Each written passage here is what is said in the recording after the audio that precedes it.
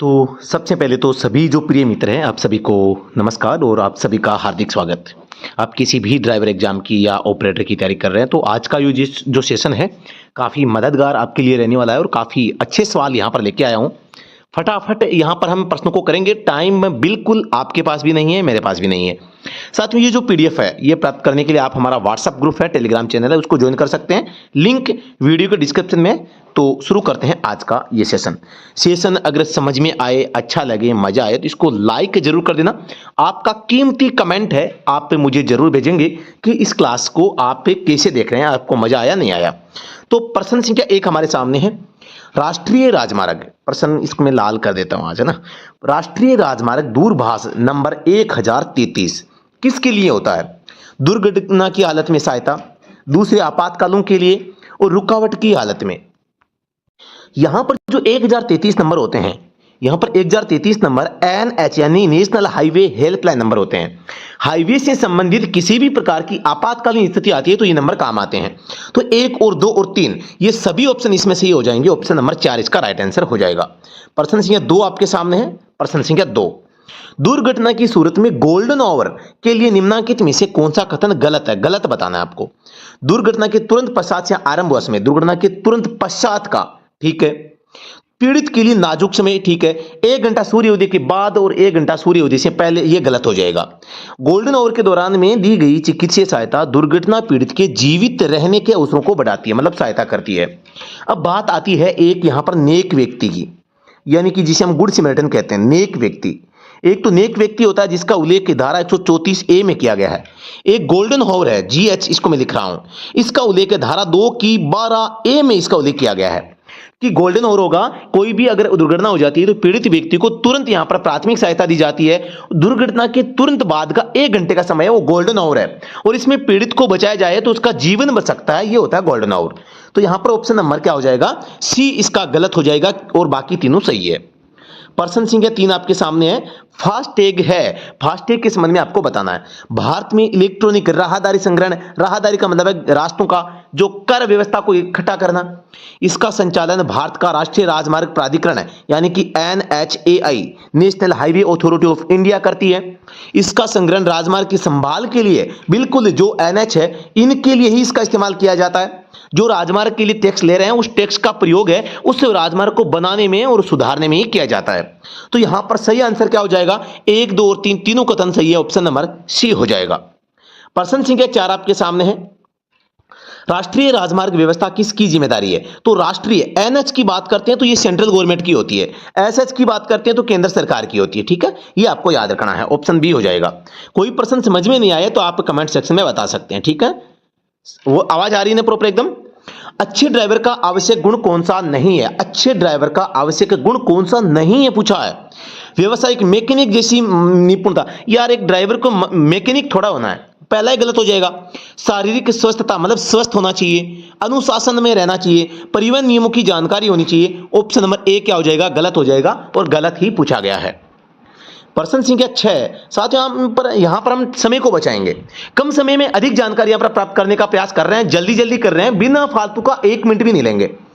यहां पर प्रश्न 6, एक अच्छा ड्राइवर चालान अथवा टक्कर कोलिजन से बचने के लिए अनुशासित और खालिस्तान करते हैं। यहां पर आप सभी को पता है कि एक अच्छा जो ड्राइवर होता है वो चालान और टक्कर से बचने के लिए समय पर दस्तावेज तैयार करता है। पहली बात तो चालान से और कोलिजन टक्कर से बचने के लिए क्या करता है? यहां पर समय पर दस्तावेज चालान एक तो तैयार कर देता है, एक रक्षात्मक रवैया भी अपनाता है। 2 ऑप्शन इसमें सही है ना। तो यहां पर अनुशासित और रक्षात्मक करते हैं, यहां पर सबसे अच्छा जवाब हो समय पर दस्तावेज तैयार करना, ऑप्शन नंबर डी हो जाएगा इसका राइट आंसर। प्रश्न संख्या 7 आपके सामने है। ABS का मतलब होता है, तो सभी को पता है ABS का एंटी लॉक ब्रेकिंग सिस्टम, और इस ABS का संबंध होता है ब्रेक से।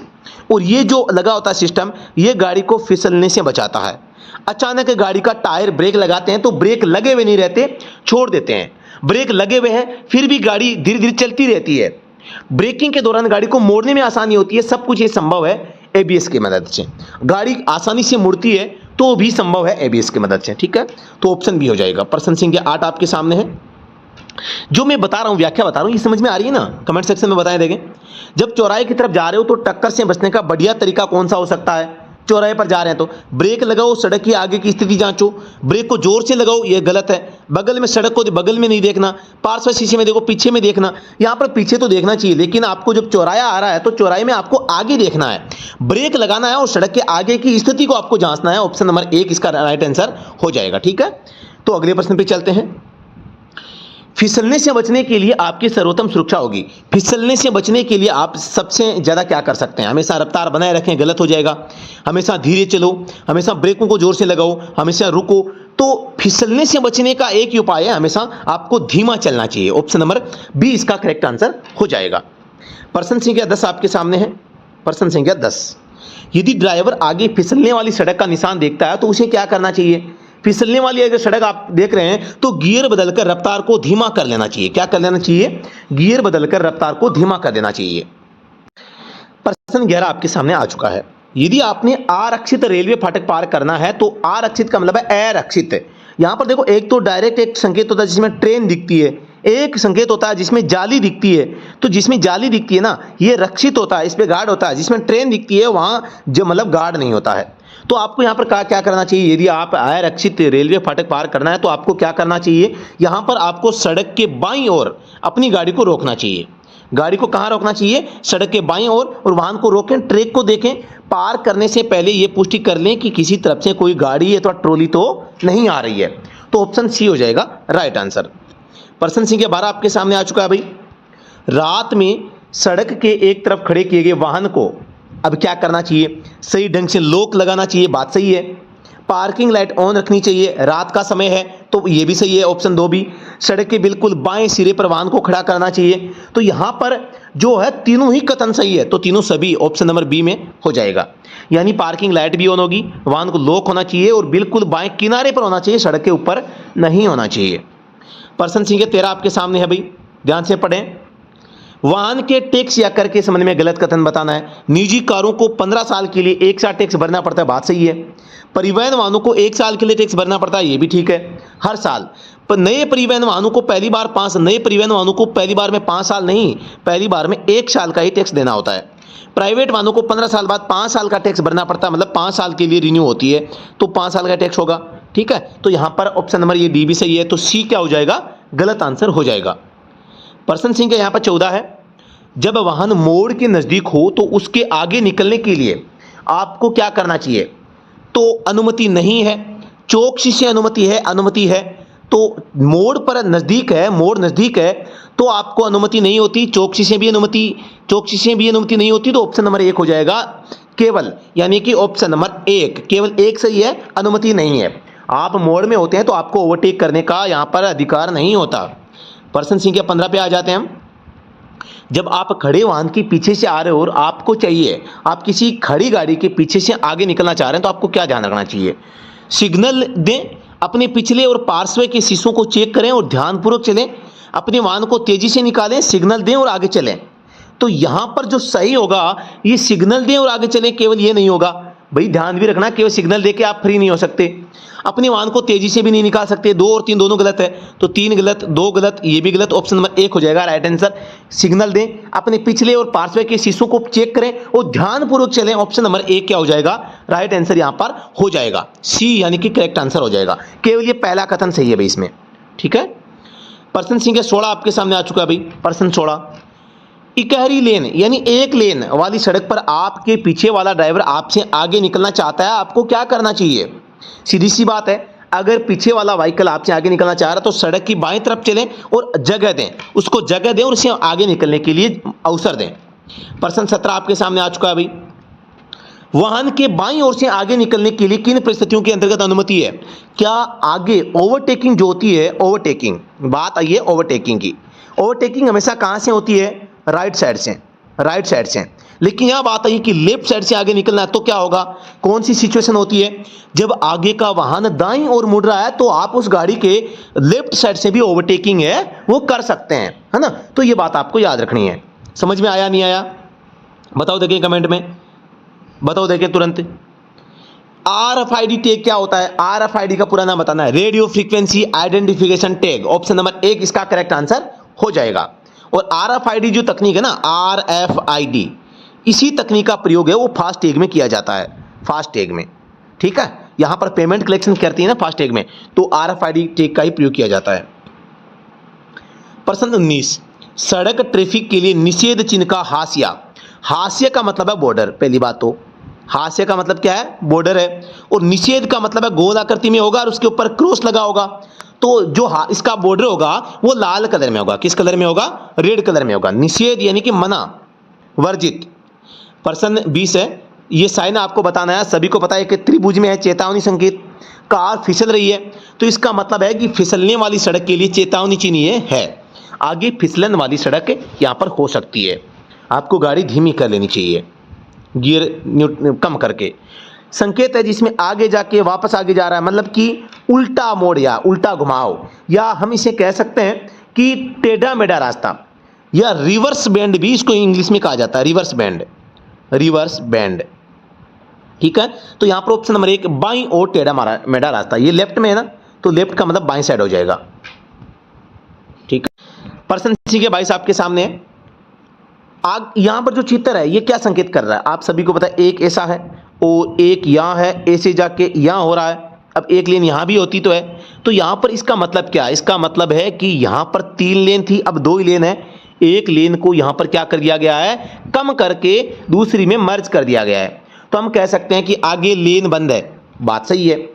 यहां पर हम ये कह सकते हैं बहुलेन वाले राजमार्ग पर प्रयोग होता है। बहुलेन मतलब कि यहां पर बहुत सारी लेन है, बिल्कुल सही बात है। भाई जो जिस पे बहुलेन होगी, मल्टीपल लेन होगी, वहां पर यूज किया जाएगा ऐसा संकेत, सही बात है। लेन की संख्या में कटौती की चेतावनी, लेन की संख्या में कटौती हुई है, तो तीनों ही कथन क्या है, सही है। ऑप्शन नंबर यहां पर डी हो जाएगा। प्रश्न संख्या 23 आपके सामने है। पिक्चर में जो संकेत दिखाया गया है आपको चेतावनी संकेत है और राउंड अबाउट का है, मतलब कि यहां पर एक क्या है, गोल चौराहे का संकेत है, जिसे हम चक्रवात या राउंड अबाउट के नाम से भी जानते हैं, राउंड अबाउट, ठीक है। तो ये थोड़ा सा ध्यान रखना है। प्रश्न संख्या 24 आपके सामने है। यहां पर एक संकेत है और यहां पे दोनों ओर से क्या बीच में रास्ता है, इसमें है, तो यहां पर जगह होती है यू टर्न के लिए, मतलब कि यहां पर बीच में जगह है। तो इसका मतलब क्या हो जाएगा, आगे सड़क टूटी हुई है और मीडियन में वक्फा, गैप इन मीडियन, और आगे 4 मार्ग की क्रॉसिंग तो नहीं है।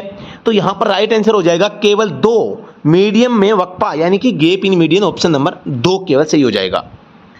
प्रश्न संख्या 25 आपके सामने आ चुका है। आप सभी के सामने देखो, अभी मैंने जो बताया था, एक संकेत होता है जिसमें ट्रेन दिखती है, एक में जिसमें जाली दिखती है। तो यहां पर जिसमें जाली दिखती है वो रक्षित होता है, वो रक्षित होता है, और जिसमें सीधी ट्रेन दिखती है वो अरक्षित होता है। सीधी ट्रेन आ रही है मतलब अरक्षित है, जाली लगी है मतलब रक्षा। तो यहां पर ये जो जाली लगी हुई है, तो इसका मतलब क्या हो जाएगा, रक्षित रेलवे फाटक, यानी guarded railway crossing, guarded railway crossing. प्रश्न 26 आप पढ़ें भाई। नीचे दिए गए सड़क संकेतों के संबंध में कौन से संकेत का बॉर्डर लाल रंग में नहीं होता, बॉर्डर लाल रंग में नहीं होता। नो पार्किंग, नो स्टैंडिंग निषेध संकेत है तो होता है। अनिवार्य बाएं मोड़, बाएं मुड़ना मना है, इसमें भी होगा। हॉर्न बजाना निषेध है। जो निषेध होगा, जो निषेध संकेत होगा जिसमें मना किया जा रहा है किसी चीज के लिए, उनका रेड होगा। क्या होगा, रेड होगा, बाकी का ब्लू होगा। तो यहां पर ऑप्शन नंबर जो 2 है इसका नहीं होगा, तो ऑप्शन नंबर 2 क्या हो जाएगा, राइट आंसर हो जाएगा, अनिवार्य बाएं मुड़े। तो इसका जो बैकग्राउंड ब्लू होगा और बीच में संकेत है वो व्हाइट कलर में होगा, तो रेड यहां पर नहीं होगा। तो बॉर्डर लाल किसका नहीं है, अनिवार्य बाएं मोड़ का नहीं है, ठीक है। प्रश्न संख्या 27 पे चलते हैं। यहां पर एक संकेत है और इस संकेत में क्या दर्शाया गया आप देख पा रहे हैं, यहां पर ब्रेकर दिखाए गए हैं, है ना। तो यहां पर ध्यान देना है। आगे बजरी का ढेर है, गलत हो जाएगा। आगे सड़क उबड़ खाबड़ है, बिल्कुल उबड़ खाबड़ हो सकती है। सड़क पर मिट्टी का ढेर भी हो सकता है ना। बजरी अलग टाइप से होती है, बजरी उछलती हुई नजर आएगी आपको, मिट्टी के ढेर हो सकते हैं, उबड़ खाबड़ हो सकती है, ठीक है। तो ये आपको थोड़ा ध्यान देना है। तो यहां पर जो ऑप्शन नंबर 2 और 3 दोनों है वो सही हो जाएंगे, ऑप्शन नंबर सी हो जाएगा। यानी सड़क उबड़ खाबड़ भी हो सकती है और सड़क पर मिट्टी के ढेर भी हो सकते हैं। प्रश्न संख्या 28 पे चलते हैं भाई।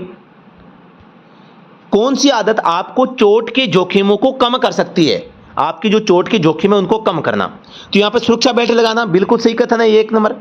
अल्कोहल लेना सीमित करना, ये भी ठीक है। आप अगर शराब ज्यादा पीते हैं और उसको अगर कम कर देते हैं तो ये चोट के जोखिमों को कम कर देगी।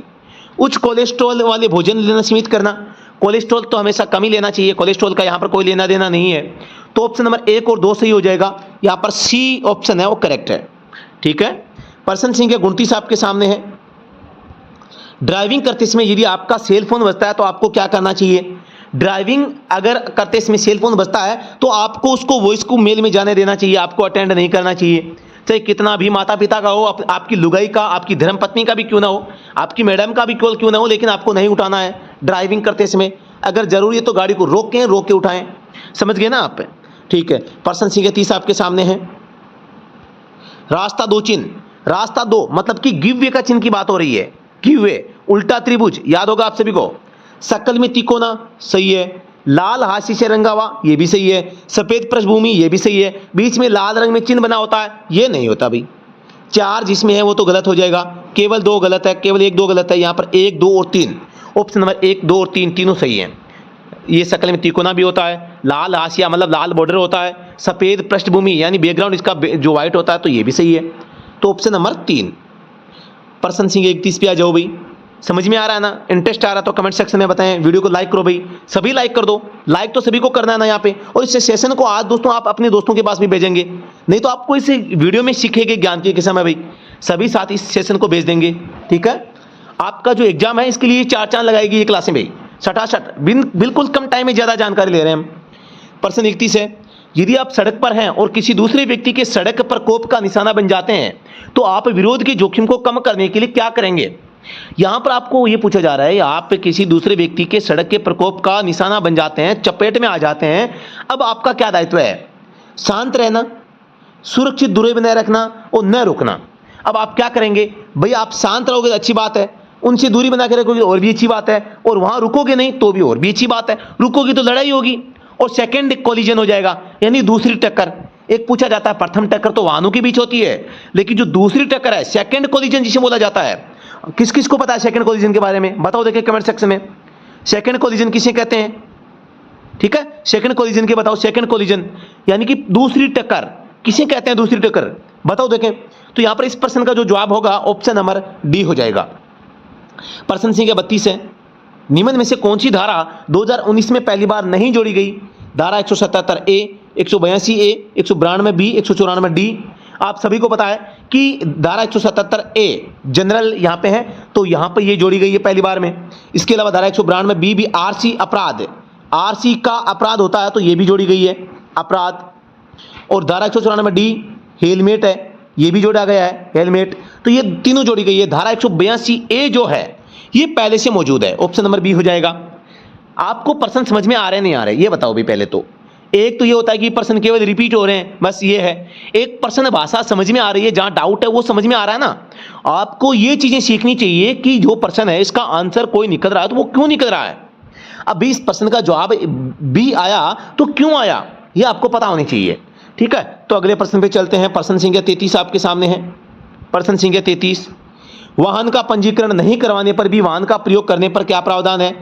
अगर आप वाहन का पंजीकरण नहीं करवाते हैं फिर भी वाहन का प्रयोग करते हैं तो आपके ऊपर जुर्माना लगता है, जो कि वार्षिक कर का 5 गुना कर का जुर्माना भरना पड़ता है। वार्षिक कर का 5 गुना है ना, वार्षिक जो टैक्स है आपका उसका 5 गुना कर का जुर्माना आपको भरना पड़ेगा। ऑप्शन नंबर 1 हो जाएगा। प्रश्न संख्या यहां पर 34 पे आ जाओ भाई। प्रश्न संख्या 34। नीचे दिए गए कथनों में से कौन सा सही मेल नहीं खाता है? किशोरों द्वारा अपराध, धारा 199 ए, ये बिल्कुल सही है।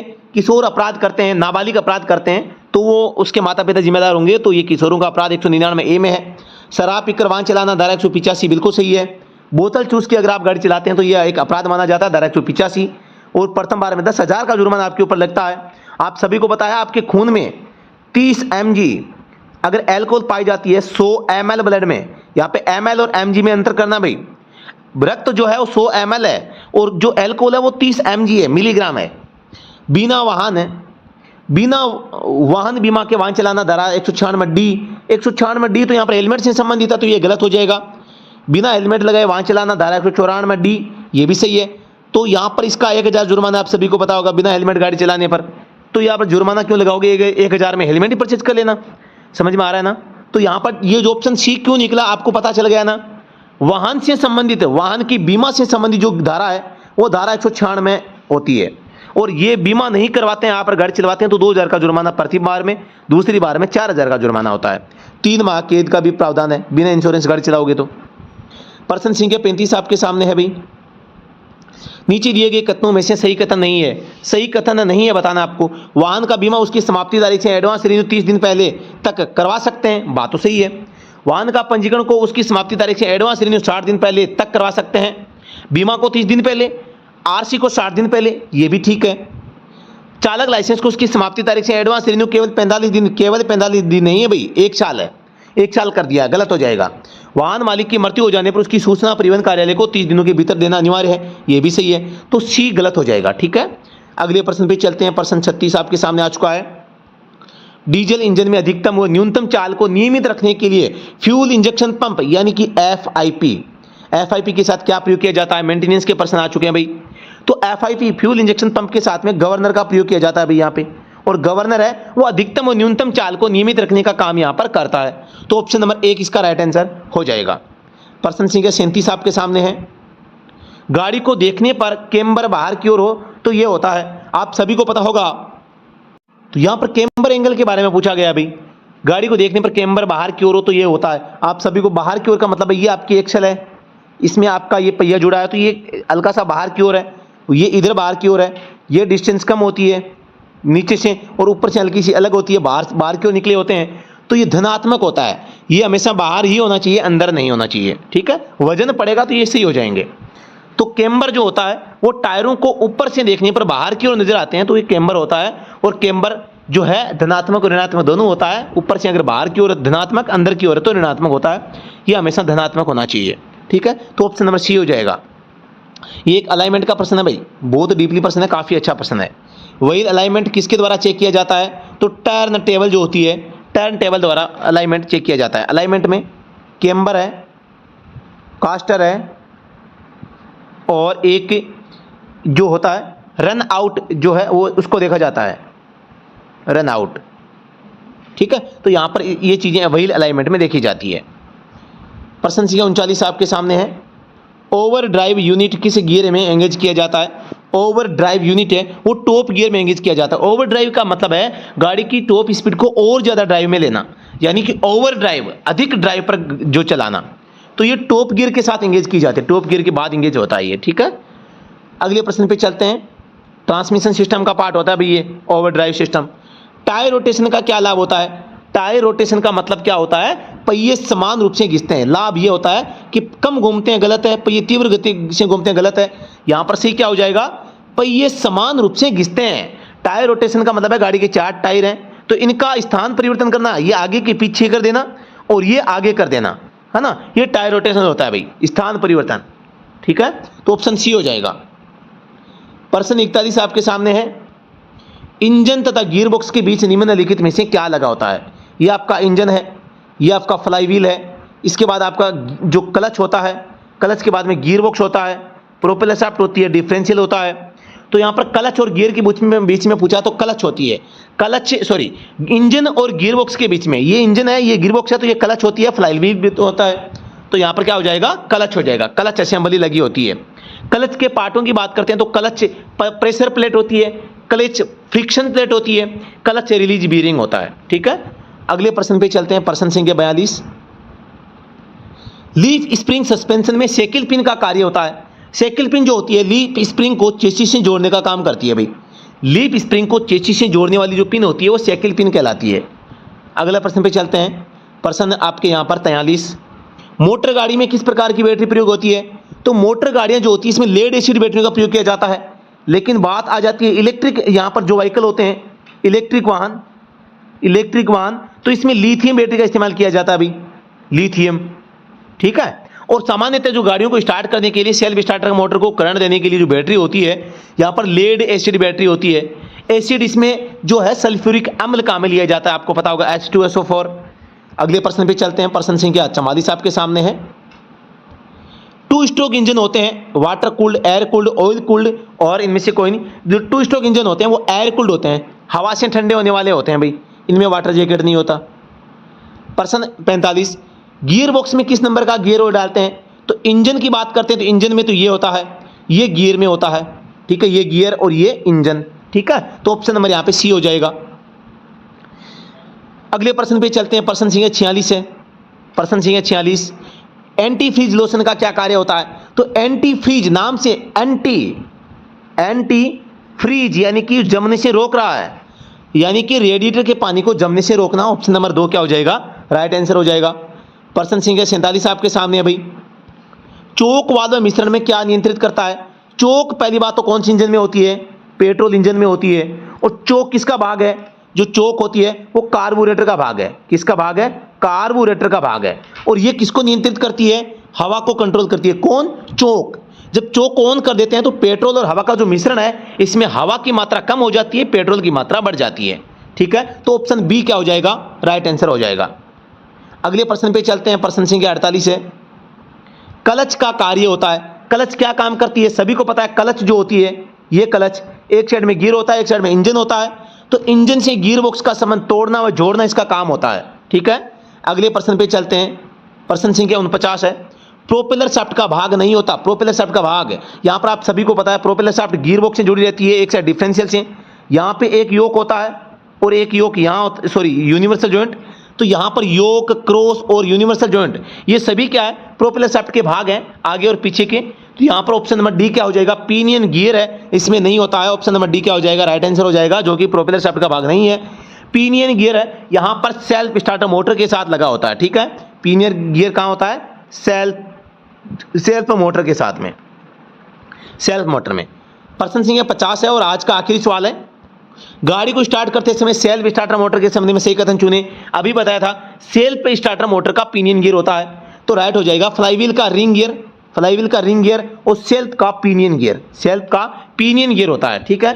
तो यहाँ पर आज हमने काफ़ी अच्छे सवाल यहाँ पर सीखने का प्रयास किया है और ये प्रश्न आपको जरूर समझ में आए होंगे। साथियों, आप अगर किसी भी ड्राइवर एग्जाम की तैयारी कर रहे हैं और आप अगर ऑनलाइन घर बैठे बेहतरीन तैयारी करना चाहते हैं, तो आप हमारा जो ऑनलाइन एप्लीकेशन है स्टडी रूम, इसके साथ में जुड़कर आप तैयारी कर सकते हैं। अच्छी तैयारी आप कर पाएंगे और बेहतरीन मौका आपको मिलेगा कि आप एक अच्छा स्कोर करेंगे एग्जाम में।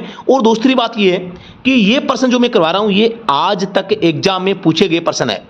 ये सारे के सारे प्रश्न आज तक किसी न किसी भर्ती में पूछे गए हैं और सटासट फटाफट जो रिवीजन हम यहाँ पे करते हैं और कम से कम समय में हम यहाँ पे प्रश्नों को प्रयास करते हैं कि हम उनको निकालें। और हर प्रश्न की डेफिनेशन भी आपको यहाँ पर देखने को मिलती है। प्रश्न भी आपको समझ में आता है, ये भी नहीं कि बिना कुछ प्रश्न समझे हम आगे बढ़ जाते हैं, ऐसा भी नहीं है, ठीक है।